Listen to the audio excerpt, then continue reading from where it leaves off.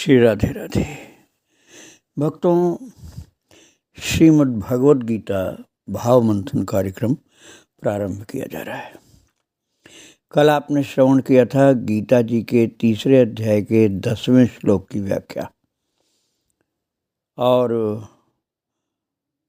व्याख्या अगली जो है अर्थात 11वें श्लोक की, उसको आप श्रवण करें। उसके पहले हम 10वें श्लोक का एक बार पाठ कर लेते हैं। स यज्ञा प्रजा सृष्ट्वा पुरोवाच प्रजापति अनेन प्रसविष्यध्व मेष ओस्तिष्ठ कामधुक।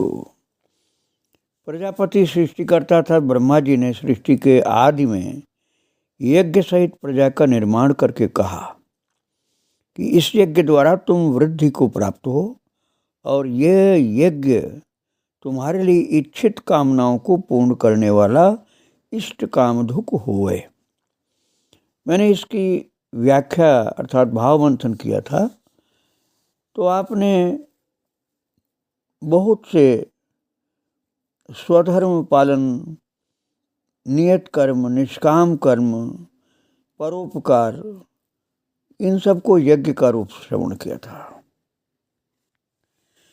अब भगवान 11वें श्लोक को सुनाते हैं अर्जुन को।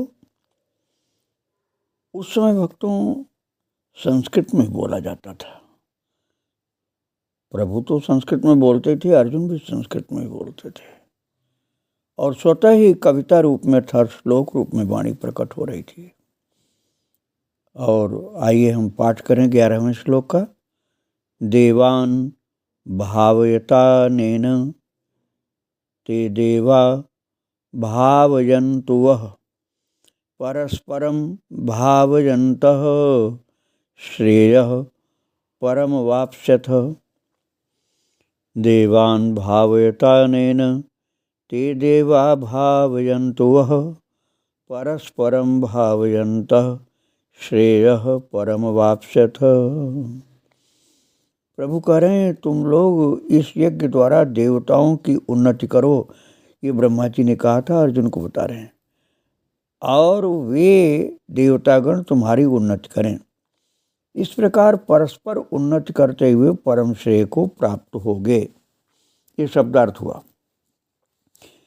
तो ब्रह्मा जी ने अपनी प्रजा को प्रवृत्त किया था यज्ञ में, तो उस समय ये कहा था तुम लोग इस यज्ञ के द्वारा देवताओं को उन्नत करो और वे देवता तुम लोगों को उन्नत करें। इस प्रकार निस्वार्थ भाव से एक दूसरे को उन्नत करते हुए तुम लोग परम कल्याण को प्राप्त हो जाओगे। भगवान कह रहे हैं कि ब्रह्मा जी ने यह भी कहा था कि देवान भावयत, तुम देवताओं को भावयत अर्थात पोषित करो, उन्नत करो, सुख पहुंचाओ, और अनेन अर्थात इस यज्ञ के द्वारा स्वधर्म पालन द्वारा हवन करने वाला यज्ञ रात दिन सबको नहीं करना है, तथा वो संभव भी नहीं है कि हर व्यक्ति रात दिन यज्ञ करे। तो ते देवा भावयन्तु वः, ते देवा अर्थात वो देवता, भावयन्तु वः आपको तुष्ट करेंगे, उन्नत करेंगे, वह तुमको, वो देवता तुम्हें उन्नत करेंगे, तुम पर कृपा करेंगे। हम देवताओं की सेवा करें और देवता हमारी सेवा करें, ये तो लेन देन की बात रही। लेकिन यदि परस्पर स्वार्थ की बात होती तो श्रेयः परम वाप्स्यथ अर्थात परम श्रेय, परम कल्याण को प्राप्त कर लोगे, ये बात नहीं होती।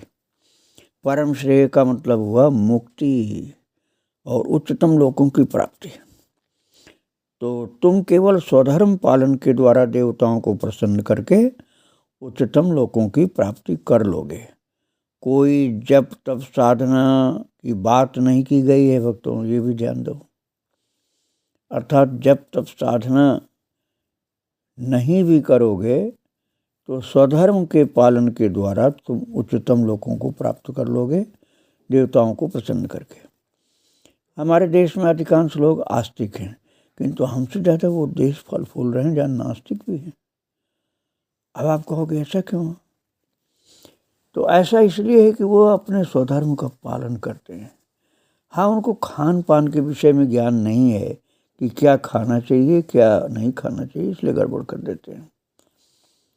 अब वो जो देश बहुत ज़्यादा सेवा परायण है और चोरी चमारी अर्थात चोरी चकोरी नहीं करते हैं, तो सदाचार का पालन करते हैं, तो सदाचार का पालन करने के कारण वो उनका स्वधर्म पालन का गुण हो गया और निष्काम सेवा करते हैं, भले अज्ञान में करें, तो इसके द्वारा वो सुख समृद्धि को प्राप्त कर लेते हैं।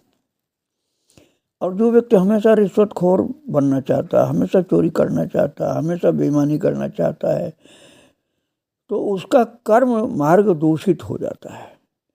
इसलिए देवताओं की कृपा नहीं होती है। यदि तुम पवित्र कर्म में लग जाओ, निस्वार्थ और बेईमानी नहीं करो, किसी को सताओ नहीं, रिश्वतखोरी नहीं करो, ईमानदारी से काम करो। जैसे ऐसा देखा जाता है भक्तों कि भले उनमें भक्ति कम हो लेकिन उनका कर्म बड़ा पवित्र होता है। जैसे जापान आदि देशों में कहीं कोई बस की सीट जरा सी भी खराब हो तो तुरंत वो यात्री ही उसको ठीक कर लेता है, ऐसा देखने को मिलता है। तो फिर क्या होता है कि वो कोई स्वार्थ के लिए नहीं, निष्काम भाव से करता है। तो ऐसा जो व्यवहार होता है उसके पवित्र कर्म के द्वारा ही उसके ऊपर आशीर्वाद की प्राप्ति होती जाती है। तो इसके बाद यदि उनको सत्संग मिल जाए तो वो आस्तिक व्यक्ति हो सकते हैं। और देवताओं वाली बात कहाँ से आ गई? हर एक आदमी देवताओं को नहीं समझता है, परंतु उसका उद्देश्य सही रहता है तो देवता खुश हो जाते हैं, क्योंकि वो व्यक्ति काम सही करता है। देवता हमारे अंदर भी तो है ना, केवल आकाश में थोड़े हैं। हमारे अंदर भी दैवी शक्ति आसुरी शक्ति होती है। जैसे सूर्य चंद्र की जो शक्ति है वो नेत्रों के अंदर है, इंद्र की शक्ति भुजाओं में है, कितना व्यक्ति काम कर लेता अपने भुजाओं से। प्रजापति उपस्थ में, मित्र गुदा में रहते हैं। हमारे शरीर के हर अंग में किसी न किसी देवता का निवास है और उस देवता के रुष्ट होते ही, अंग से हटते ही वो अंग विकार हो जाता है। फिर कितना इलाज कराओ वो अंग ठीक नहीं होता। जैसे सूर्य चंद्र के रुष्ट होते ही नेत्र विकार हो जाएंगे तो फिर आई स्पेशलिस्ट भी उसको कभी कभी नहीं ठीक कर पाता। और हम 2-3 दिन पहले गीता के प्रवचन बता रहे थे कि शरीर जो है हमारा संसार का ही टुकड़ा है और धरती से ही पलता है, जमीन से ही तेल निकलता है, चाहे सरसों का हो, सोयाबीन, मूंगफली, उसी से पूड़ी कचौड़ी पकवान बनाते हैं। जमीन से ही चीनी आती है गन्ने की, उसी से हम लड्डू बनाया। तो यदि हम दुग्धाहारी हैं तो दूध देने वाली गाय भी जमीन से ही घास खाकर दूध देती है। तो इसी तरह गेहूँ, जौ, चावल, चना, दाल सभी कुछ मिट्टी से ही निकलता है।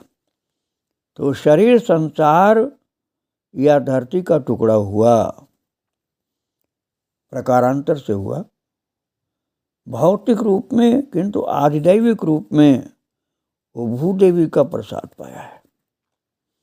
पृथ्वी को आधिदैविक स्वरूप में भूदेवी कहते हैं, वो विष्णु की प्रिया है। इसलिए प्रातः काले बोला जाता, समुद्र वसने देवी पर्वतस्तन मंडले विष्णुपत्नी नमस्तुभ्यं पादस्पर्शम क्षमस्व में। ये धरती माता, समुद्र आपका वस्त्र है। माता के दुग्ध के लिए जैसे 2 स्तन होते हैं वैसे ही तुम्हारे ऊपर पर्वत हैं और आप विष्णु भगवान की पत्नी हैं। मैं आप पर पैर रखने जा रहा हूँ, मुझे क्षमा करना। इस तरह धरती हमारी माता और भगवान विष्णु पिता है, क्योंकि माता कोई होगी तो पिता भी कोई होगा जरूर। और हमारी माता धरती हैं तो विष्णु भगवान जो उनके पति हैं इसलिए हमारे पिता हैं। चाहे हम किसी भी देश में रहते हों, भारत में हो चाहे अन्य किसी देश में हो, इस तरह से सभी पृथ्वी पर रहने वाले जो हैं उनके पिता विष्णु भगवान अर्थात परमात्मा है। तो इस प्रकार से हम सभी परमात्मा के संतान हैं, क्योंकि धरती हमारी माता है और धरती के पतिदेव परमात्मा है, विष्णु भगवान है। तो जो लोग ये बात नहीं जानते किंतु स्वधर्म पालन यज्ञ का सम्यक प्रकार से पालन करते हैं, नियत खराब नहीं करते हैं, चोरी नहीं करते, बेईमानी नहीं करते, सताते नहीं, तो धरती माता उनके ऊपर कृपा कर देती है।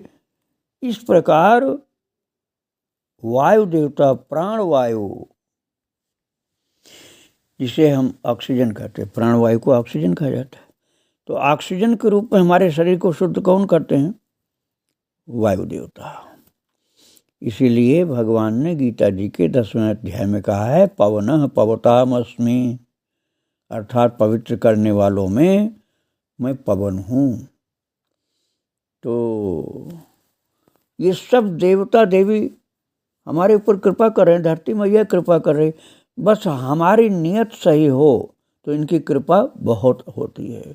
नहीं तो ये रुष्ट हो जाएं तो फिर इनकी कृपा यदि नहीं हुई तो शरीर विकृत हो जाएगा, मन मस्तिष्क सब विकृत हो जाएगा। वरुण, सूर्य, चंद्र आज जितने देवी देवता हैं सब बाहर या अंदर से हमारे शरीर की रक्षा कर रहे हैं। आप कहोगे तो बहुत दूर हैं, अरे ये दूर जरूर हैं, लेकिन इनका सूक्ष्म तत्व तो हमारे शरीर में भी है, तो हम बीमारियों से बच रहे हैं, क्योंकि वह सब देवी देवता हम पर कृपा करते हैं। भले ही हम उनकी भक्ति न करें, फिर कृपा क्यों होती? क्योंकि हमारी नियत पवित्र है, हमारा जीवन पवित्र है, तो उनकी कृपा जरूर होती है। इसी को यज्ञ बोला जाता है। इसलिए ये नहीं समझना कि हमारा देवी देवताओं से स्वार्थ का संबंध है। हमारा उनका पवित्र संबंध माता पिता और संतान का है। जैसे देवान भाविता ने, तुम इस यज्ञ के द्वारा अर्थात स्वधर्म पालन द्वारा देवताओं को पोषित करो। ते देवा भावयन्तु वह, वो देवता तुमको पोषित करेंगे अर्थात उन्नत करेंगे। तो परस्परम भावयन्तः, परस्पर एक दूसरे को पोषित करते हुए परम श्रेय अवाप्स्यथ, परम श्रेय अर्थात कल्याण को प्राप्त कर लोगे। जो तुम्हारा उद्देश्य है वह हस्तगत हो जाएगा। तो यदि हम अपने जीवन को पवित्र सेवा भाव युक्त बना लें तो भगवान की और देवताओं की कृपा ज़्यादा होती है। तो भक्ति भी करनी है और जीवन को भी सेवा परायण पवित्र बनाना है, तब संपूर्ण कृपा प्राप्त होती है। यही है यज्ञ। इस यज्ञ के द्वारा अर्थात पवित्र कर्म के द्वारा हम प्रभु को भी प्रसन्न कर लेते हैं, सब देवी देवताओं को भी प्रसन्न कर लेते हैं। ये 11वें श्लोक का भाव मंथन हुआ। अब हम 12वें श्लोक को कल लेंगे पाठ, शब्दार्थ और भाव मंथन के रूप में। आज हम 11वें श्लोक के भाव मंथन के बाद यहीं विराम दे रहे हैं और प्रभु और उनके सब भक्तों को प्रणाम कर रहे हैं। श्री राधे राधे, जय श्री राधे। आगे चर्चा जारी रहेगी।